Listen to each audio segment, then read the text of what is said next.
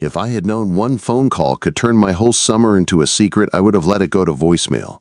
But I answered anyway, because that is who I am. I pick up the phone. I show up. I fix what is broken.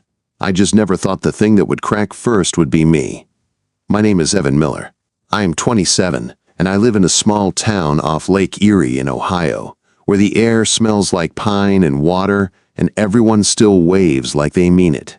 I am a freelance carpenter, the kind of guy who can rebuild a deck, patch a roof, and make an old house feel steady again. My dad taught me everything before he died 5 years ago. He was the best handyman in the county, and when he passed, he left me his tools and his quiet way of living. Keep your head down, do your work, stay out of trouble. Drama was never my thing. I liked my life simple: wood, nails, a steady paycheck, and a quiet night with a beer by the lake. That was my plan, until early June, when my phone rang and a voice I had not heard in years said my name like she was testing how it sounded. "Evan, you still fixing houses?" The voice was warm but careful. It took me a second to place it, then it hit me like a memory I had not opened in a long time. "Marianne Keller?" I said. "Yeah," she answered, and I could hear a small smile, like she was surprised I remembered. "Josh gave me your number." Josh Keller was my best friend growing up. We spent summers fishing off the pier, cutting through backyards, and sneaking cheap beer behind his dad's shed. He moved to New York 5 years ago, chasing a finance job. I stayed here, doing the work my hands understood. Marianne stayed too. Back when we were kids, she was the older sister who rolled her eyes at our dumb pranks. I remembered her as a teenager with dark hair and a sharp tongue, always acting like she had better things to do. I had not seen her in years. I had not thought about her much either. Until that call. "The roof's leaking," she said, "and the deck is a mess. If you're free this summer, I could use you." Work was work, and if I was being honest, my quiet months had been too quiet lately. I did not think twice. "I'm in," I said. "I'll swing by tomorrow."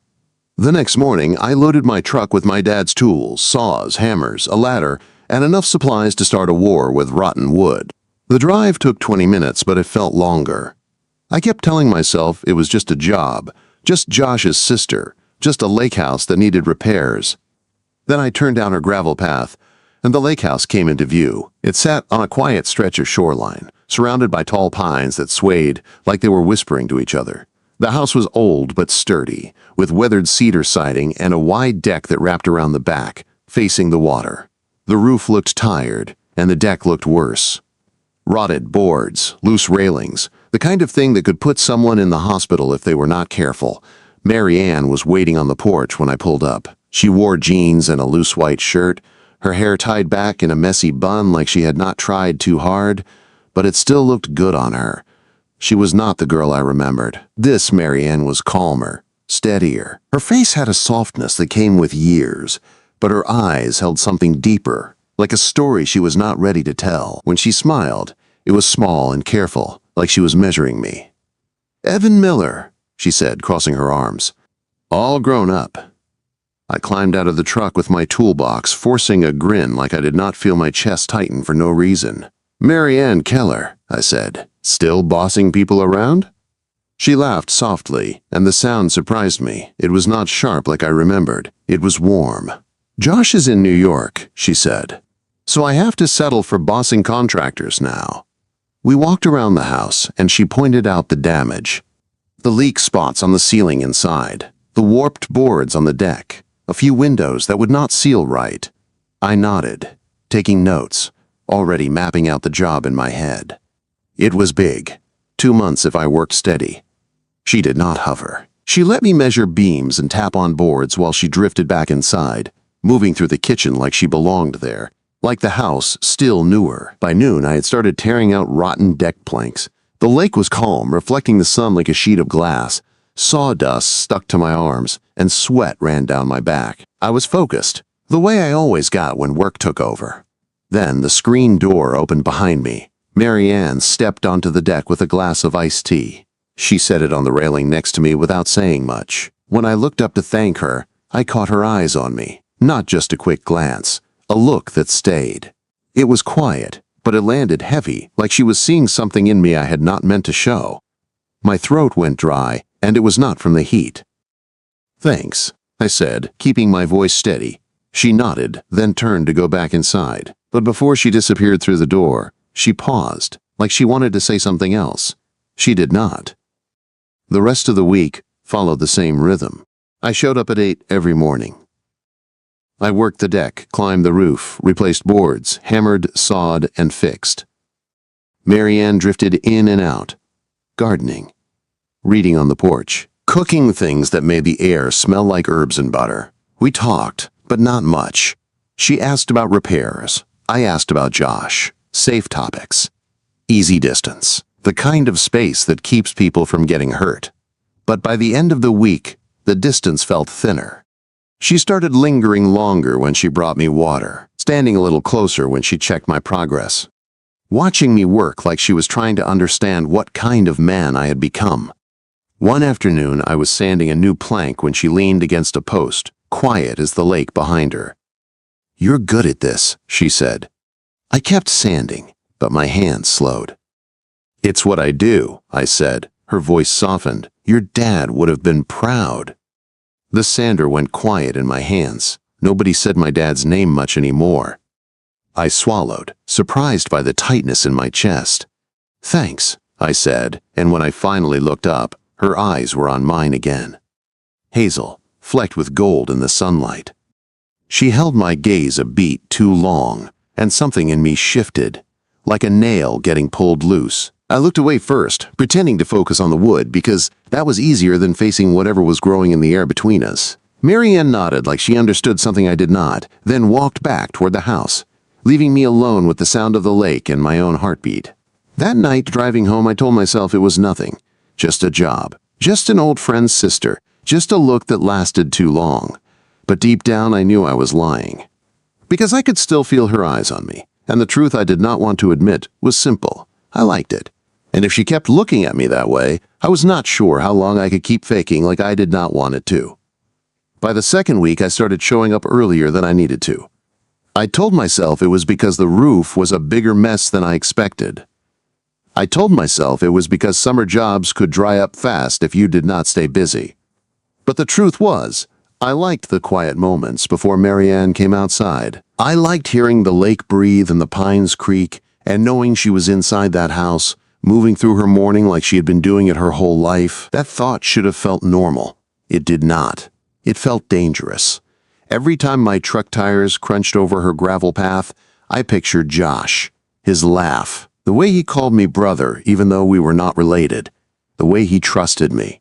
Then, I pictured Marianne's eyes, and my chest tightened like it was choosing a side. I kept working anyway. The deck came first. I tore out the last of the rot, replaced beams, laid new planks, and reinforced the rails. My hands knew what to do. My mind was the problem. It kept drifting to the small things.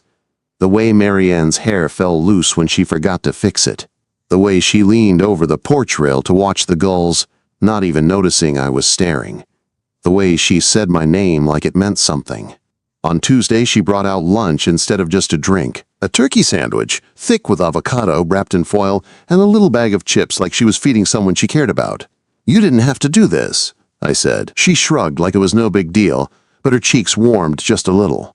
"You work like you forget you're human. Eat." I sat on the steps and ate while she stood near the post, arms folded, watching the water. The silence between us felt different now. Not empty, not awkward, full. "How's Josh?" I asked, because I needed something safe to say. Her mouth tightened for a second before she smoothed it out. "Busy. New York suits him. He likes the noise." "And you?" I asked before I could stop myself. "You like it quiet out here?" She glanced at me, not sharp, not defensive, just honest. Sometimes it's too quiet." Her voice was calm, but there was something behind it, a loneliness she did not dress up with jokes or fake smiles. I felt the urge to say something that would fix it, like she was a loose board I could nail down. But I knew better. People did not work that way. Still, I found myself saying, "It won't always feel like that." She studied me like she was deciding whether to believe me. "You say that, like you're sure." I almost laughed. I was not sure of anything lately. Not even myself. Wednesday was the day the weather turned. The morning started warm and bright. I climbed onto the roof to pull up old shingles and check the beams underneath. The roof was worse than it looked. Water damage had spread farther than Mary Ann thought, and I knew I was going to need extra supplies. I was wrestling with a stubborn strip of shingles when the air shifted. The breeze went heavy. The light dimmed. Dark clouds rolled in over the lake like a slow bruise. I should have climbed down right away, but pride has a way of making a man stupid. I wanted to finish the section before the rain hit. I wanted to prove I could handle it. The first drops came fast. Then the sky opened. Rain slammed the roof in thick sheets, soaking my shirt in seconds. The shingles turned slick under my boots. I grabbed my hammer, my pry bar, tried to gather my tools before they slid away. Then my foot slipped. It happened so quick I barely had time to curse. 1 second I was crouched near the edge, the next I was sliding, my stomach jumping like I was on ice. I caught myself for half a breath, then my hands lost the grip. I fell. The world flipped. Rain in my eyes, the ground rushing up. I landed hard in the muddy grass beside the house with a thud that knocked the air out of me. For a second all I could hear was the rain and my own breath, sharp and ugly. Then I heard her. "Evan!" Her voice cut through the storm like it belonged in my bones. I blinked water out of my eyes and lifted my head. Mary Ann was running out from the porch, barefoot. She wore a thin summer dress that clung to her as the rain soaked through. Her hair was down, plastered to her cheeks, and she did not care. She did not hesitate.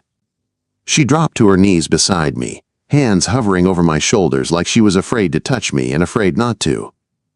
"You okay?" she asked, breathless. I forced myself to sit up, wincing as pain shot through my side. "I think I'm bruised," I said. "My pride's worse than my ribs." She stared at me for half a second, then something broke loose in her face. She laughed, not a polite laugh, not a careful one. A real laugh, bright and unguarded, like she had forgotten she could do it. It hit me harder than the fall did. Because it was the first time I saw her like that.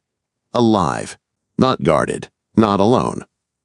"You're impossible," she said, and her hand finally touched my arm. Her palm was warm even in the cold rain. That touch sent a shock through me. I told myself it was just nerves, just adrenaline. But my body knew better. "Come on," she said, standing and pulling me up. "Inside. Now." I tried to walk it off, tried to act like it was nothing, but she kept a hand on my elbow, steadying me like she was not letting go until she knew I was safe. Inside, the house was warm and smelled like lemon cleaner and herbs. She shoved a towel into my hands and pointed toward the kitchen. "Sit," she ordered. "Yes, ma'am," I said, trying to keep it light. She shot me a look, but there was heat in it now. Not anger, something else. She boiled water for tea while I dried off, my shirt clinging to me, my jeans streaked with mud. I tried not to notice the way her dress hugged her body when she moved. I tried not to notice how her wet hair darkened around her neck. I failed at both. "You're going to catch a cold running around like that," I said, nodding at her soaked dress. She raised an eyebrow. "Says the guy who just fell off my roof."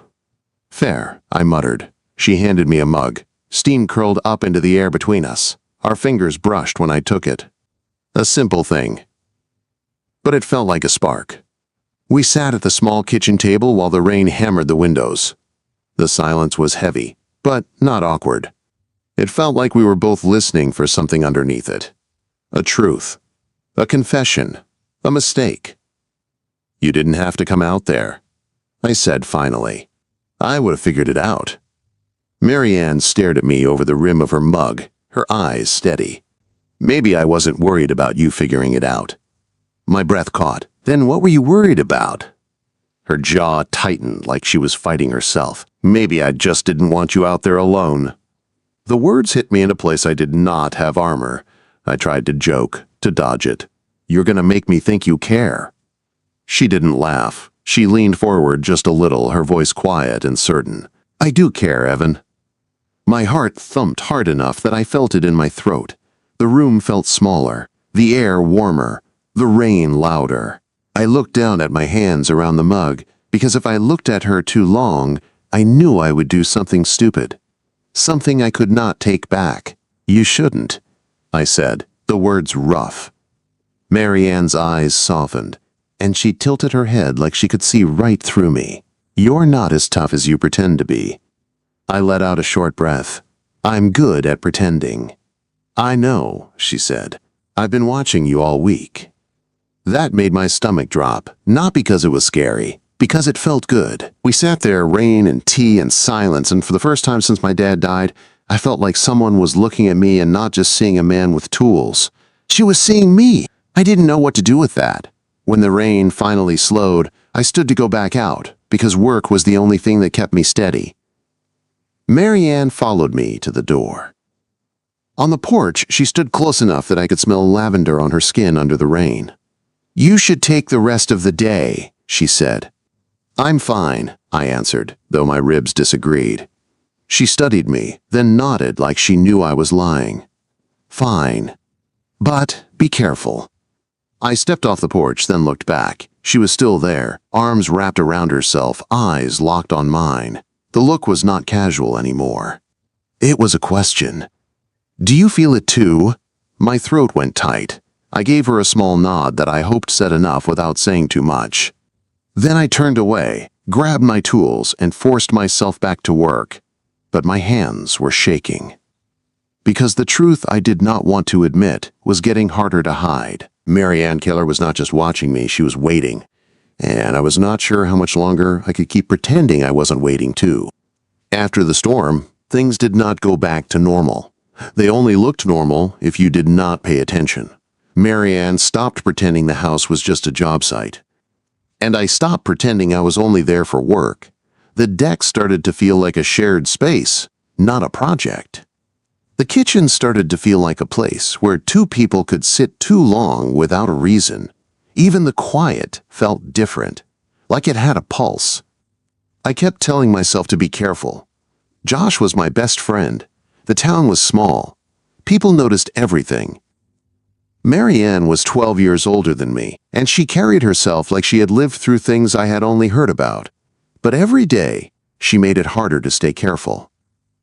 July settled over Lake Erie like a warm blanket. The days were long and hazy, and the air smelled like pine and sun-warmed water. I was halfway through the repairs, and the lake house looked better than it had in years. New planks shined on the deck, the railings were solid, the roof patches held strong. The work should have made me feel satisfied. Instead, I felt restless. Because the better the house looked, the closer the end got, and the closer the end got, the more I thought about leaving. Not the job. Her. Mary Ann started bringing lunch more often. Not because she needed to. Because she wanted to. Lemonade in a mason jar. A sandwich wrapped tight. Once, she brought out corn on the cob and laughed when I tried to eat it without making a mess. "You're not as smooth as you think you are," she said, her eyes bright. "I'm a carpenter," I said. "I'm smooth with wood, not corn." She laughed, and I felt it right in my chest. We talked more, too, not just about Josh or repairs. She asked me questions that were not safe. "Do you ever think about leaving this town?" she asked one afternoon, while I measured a board. I kept my eyes on the tape measure. "Sometimes. But I don't know where I'd go." She nodded like she understood. "It's easy to stay when everything feels familiar." "What about you?" I asked. "You ever want to leave?" Quote. Her face tightened for a second, then softened. "I wanted to, once. Before everything. Now I don't know if I want to run or if I just want to breathe." I looked up then, because the honesty in her voice pulled my attention like a hook. She was standing by the porch rail, hair loose, sunlight catching the gold in her eyes. She looked steady, but there was a quiet ache under it. "You can breathe here?" I said. She held my gaze. "I can when you're around." Those words sat between us like a lit match. I did not know whether to blow it out or let it burn. That evening, when I was cleaning up, she asked me to stay for dinner. It was the first time she said it straight, like she was done acting like it was casual. "I made too much pasta," she said, leaning against the kitchen doorway. I should have said no. I should have gone home and slept and reminded myself this was Josh's sister. Instead, I heard myself say, Sure. Dinner was simple: pasta, salad, and bread that she warmed in the oven. We sat at the small table, and the light from the lamp made the kitchen feel softer than it did in the day. We talked about my dad. She asked about him like she actually wanted to know, not like people in town who mentioned him out of habit. I told her how he taught me to measure twice, cut once. How he used to tap a beam and listen like he could hear the truth in the wood. Marianne listened the whole time, eyes steady on my face. When I stopped talking, she said, "He'd be proud of you." That sentence hit me so hard my throat tightened. I stared at my plate, pretending I needed to move noodles around. I did not want her to see how much it mattered. But she did anyway. Her foot brushed mine under the table, light as a question. I froze. She didn't pull away. Neither did I. After dinner, we went out onto the deck. The night air was warm, and the lake was dark and quiet, reflecting a thin line of moonlight. We leaned on the new railing I had built, and for a while we just listened to the water. Marianne spoke first. "After my divorce," she said, "I forgot how to let anyone close. It was easier to be alone than to feel disappointed again." I swallowed. "I get that."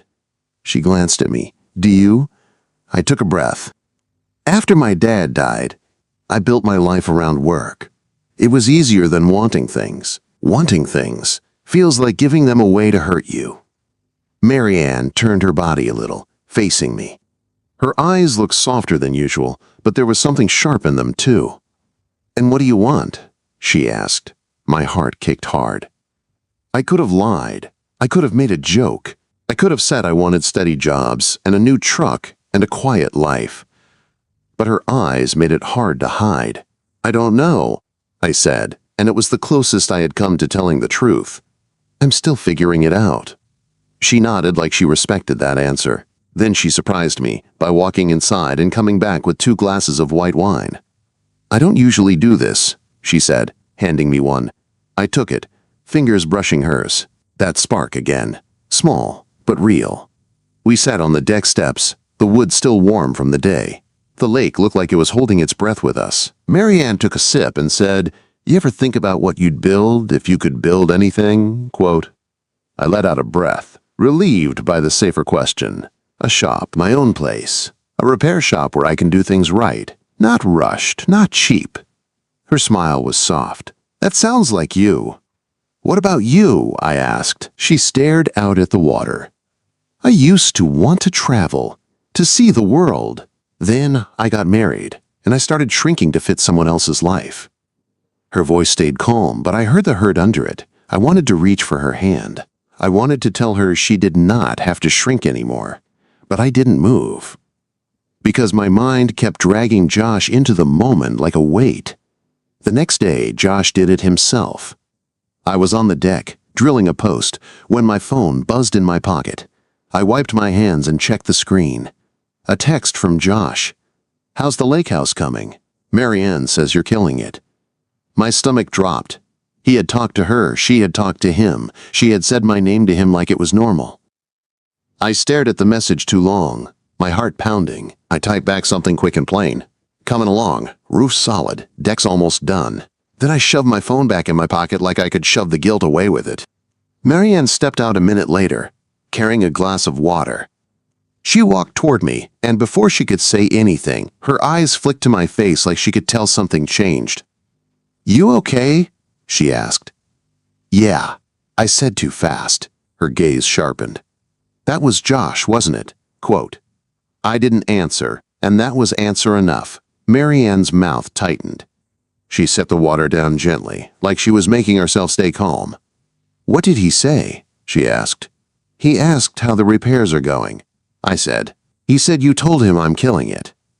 Her eyes held mine. "I did." "Why?" The word came out rougher than I meant. She didn't flinch. "Because it's true. And because he's my brother. He checks in. I didn't tell him anything else." I wanted to believe her. I did believe her. But the guilt stayed. "I shouldn't be here," I said quietly, more to myself than to her. Marianne's face softened. "Yes, you should. The house needs you." My chest tightened. That's not what I meant. The air shifted between us. The lake breeze felt cooler all of a sudden. Marianne stared at me for a long second, then said, "Evan, I'm not asking you to do anything you don't want. I laughed once, short and bitter. That's the problem. Her eyes narrowed. What is? Quote, I looked at her, really looked, and the truth rose up like it had been waiting. I want too much, I admitted. Marianne didn't move. She didn't smile. She just watched me like she was waiting for me to finish. I want to forget that Josh exists for a minute, I said, voice low. I want to stop thinking about the town. I want to stop thinking about the age difference. I want to stop thinking about what I'm allowed to feel. Her breath caught. I saw it, the way her chest rose, the way her fingers curled against her palm. Evan, she said, and my name sounded like a warning and a wish at the same time. I stepped back because if I stayed where I was going to touch her. I was going to do something I had been fighting for weeks. I need to work, I muttered, grabbing my drill like it could save me. Marianne didn't stop me. She just watched me with an expression I could not read. That night, I should have gone home. But when she asked me to stay for dinner again, I said yes, like I didn't have a choice. We ate in silence for a while. Not uncomfortable, just heavy. Like both of us were holding words in our mouths, afraid to spit them out. After dinner, the power flickered. The lights blinked once, then went out. Marianne exhaled like she was annoyed. Storm's probably messing with the line. I stood up. I can check the breaker. You don't have to, she said, but I was already walking down the hallway. The house was darker than it felt before, lit only by the faint glow from the windows. The air smelled like dinner and lake wind. I found the breaker box and flipped the main switch. The lights snapped back on. When I turned around, Marianne was standing at the end of the hallway. She hadn't followed me loud. I hadn't heard her steps. She stood there in a soft shirt and shorts, hair loose around her shoulders. The light behind her made her look like a silhouette at first. Then she stepped forward, and her face came into view. Her eyes were steady. Her voice was low. I can't keep doing this, she said. My heart slammed against my ribs. Doing what? She walked closer, slow, like she was choosing every step. Sitting across from you at dinner like it's nothing. Watching you leave every night like I don't care.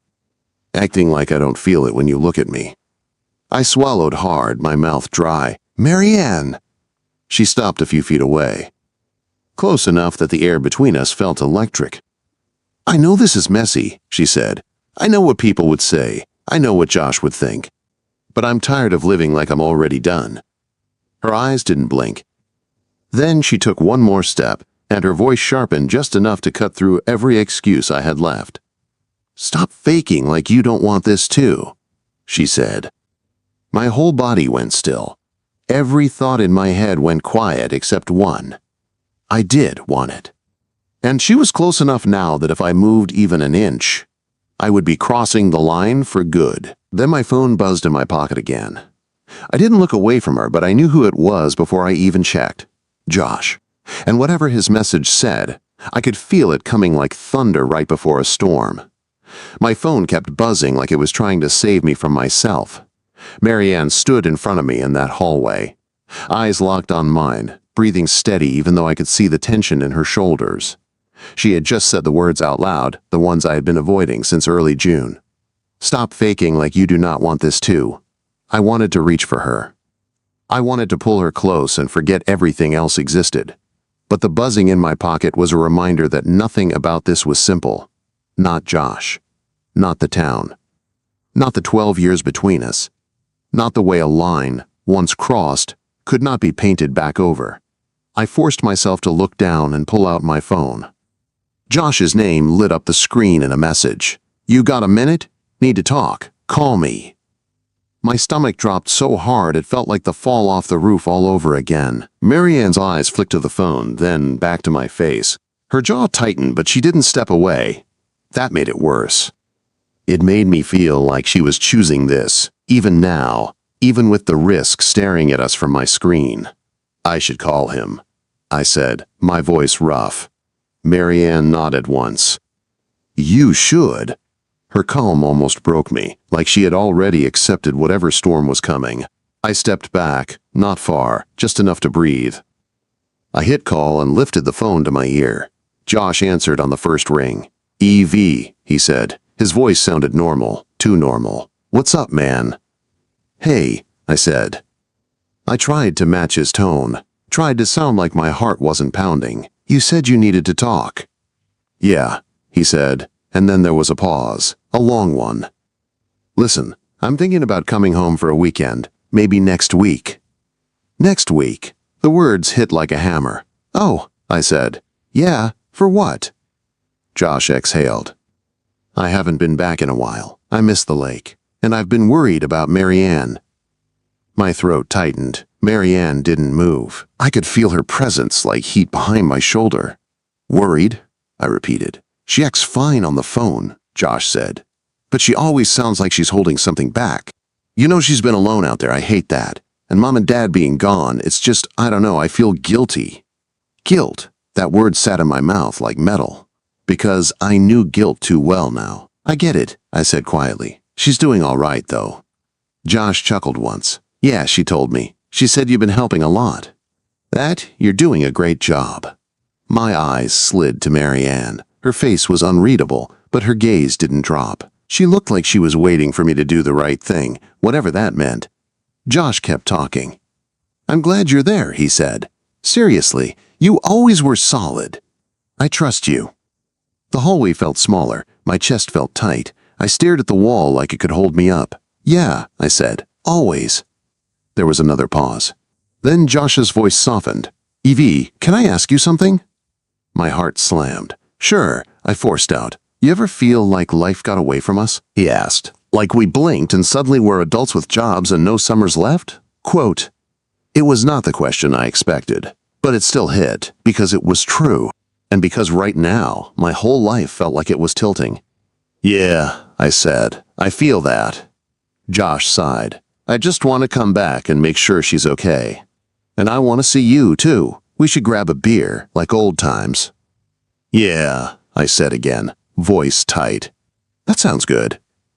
"Cool," he said, and his tone brightened like he had solved something. "I'll text you when I know the dates. Tell Marianne I love her, all right?" My mouth went dry. I glanced at her, and for the first time her expression cracked. Not fear, not sadness. Something like pain mixed with hope. "I will," I said. "All right," Josh said. "Talk soon, brother." "Talk soon," I whispered, and ended the call. The silence after the call felt louder than the rain ever did. I held the phone in my hand, staring at it like it was proof of what I was about to lose. Marianne spoke first. Her voice was quiet. "He's coming back." "Yeah," I said. She nodded like she had expected it, like she had known this moment would arrive. "Then you should go." The words stung. "Go?" I repeated. Marianne took a breath, her eyes shining a little even though she was fighting it. "Evan, I'm not going to be the reason you lose your best friend. I can't do that to him. Or to you." My chest ached. I stepped toward her without thinking. "This isn't your fault." "It's not your fault either," she said, and her voice shook now. "But it is real, and real things have consequences." I swallowed hard. "So what? We just pretend none of this happened?"